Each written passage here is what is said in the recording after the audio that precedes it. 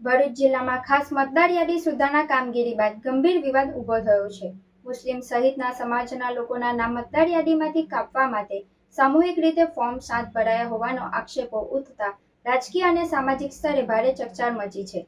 જિલ્લામાં કુલ અંદાજે 89,000 જેટલી અરજીઓ નામ કાપવા માટે પ્રાપ્ત થઈ છે, જેની હાલ સુનાવણી પ્રક્રિયા ચાલુ છે.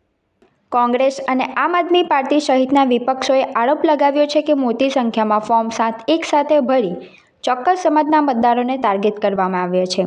મામલો વધુ ગંભીર ત્યારે બન્યો જ્યારે થામ ગામની મુલાકાત લઈ મેદાની હકીકતો જાણવાનો પ્રયાસ કર્યો. ગામજનોના જણાવ્યા મુજબ થામ ગામમાં અંદાજે 150 જેટલા લોકોના નામ મતદાર યાદીમાંથી કાપવા માટે ખોટી સહીઓ સાથે અરજીઓ કરવામાં આવી છે. મતદાર અબ્દુલ મુસ્તફા ગોરજી આક્ષેપ કર્યો કે કોઈ સંજય નામના વ્યક્તિએ તેમને મૃત દર્શાવી નામ કાપવાની અરજી કરી છે, જ્યારે તેઓ સંપૂર્ણ હયાત છે. વધુમાં તેમણે જણાવ્યું કે તેઓ સંજય નામના વ્યક્તિને ઓળખતા પણ નથી.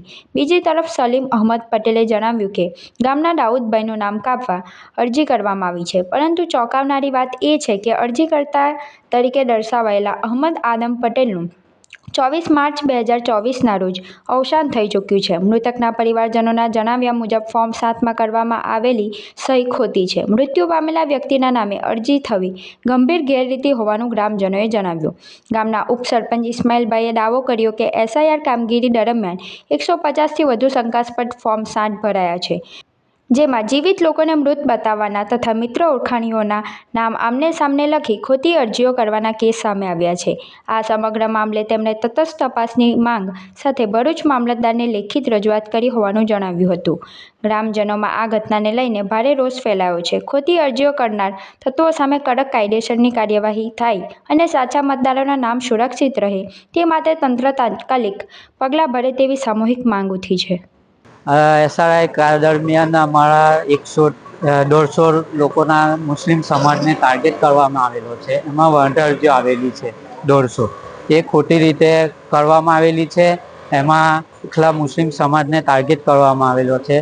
2024માં મરણ પામેલું છે એ લોકોએ અરજી કરેલી છે. કેવી સ્થિતિ બને એટલે આ જેએ પણ કરેલું છે એમની ઉપર કાયદેસરની કાર્યવાહી કરવામાં આવે એવી અમારી માંગ છે.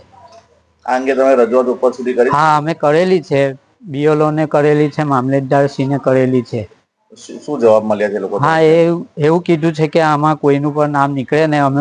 અબ્દુલભાઈ, શું સમસ્યા સર્જાય છે તમારી જોડે? આ છે કે મને મૃત્યુ જાહેર કરી દીધો કોઈ સંજયભાઈ કરીને છે. એનો નંબર પણ છે, પણ મારી પાસે અત્યારે નંબર નથી. બાકી હું તમને મીડિયાને જાહેર કરી દે કે આ નંબર છે, મારા નંબર પર આપવામાં એ થયેલું છે. એટલે જે 7 નંબરનું ફોર્મ તમારા નામ પર ભર્યું છે? હા, 7 નંબરનું ફોર્મ મારા ઉપર ભરેલું છે ને એમનો નંબર બી છે સંજયભાઈનો.